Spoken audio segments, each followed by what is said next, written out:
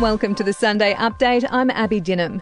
Tonga has been hit by a tsunami after a huge underwater volcanic eruption triggered warnings across the southwestern Pacific, including Australia. Waves a metre high crashed into the Tongan coast, inundating streets and forcing residents to flee. Locals say they heard a huge explosion and then the waves hit. About 15 minutes later, the tsunami waves started coming into Nuku'alofa waterfront. The PM says Australia is monitoring the situation and will provide support to Tonga if requested. A full bench of the federal court will today decide if Novak Djokovic will defend his Australian Open title. The world number one has spent his fifth night in detention after his visa was cancelled by the immigration minister for a second time on Friday, stating concerns his presence could incite anti-vax sentiment.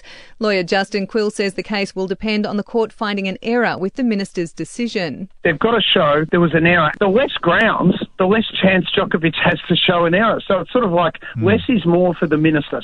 In New South Wales, the search for a missing 9-year-old girl in the Blue Mountains has entered its third day. Charlie's Mutton was reported missing on Friday, but her parents say she vanished sometime on Thursday. Hundreds of volunteers and police have searched dozens of kilometres of bushland, with police divers searching creeks and dams.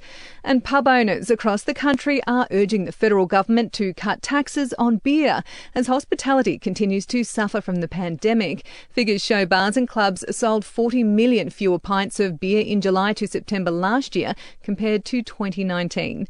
To sport, Australia remains in control of the fifth Ashes Test despite 3 early wickets in their second innings. David Warner, Marnus Labuschagne and Usman Khawaja all dismissed in single digits. But skipper Pat Cummins says it's not a bad result. 3 for 30 odd. I think it's a pretty good effort to only be 3 down in really tough conditions, batting out there for 2 or 3 hours. In the Big Bash, the Sydney Sixers recorded a thumping 60-run win over Thunder. In tennis, Thanasi Kokkinakis won his first ATP title at the Adelaide International over Frenchman Artur Rinderknecht.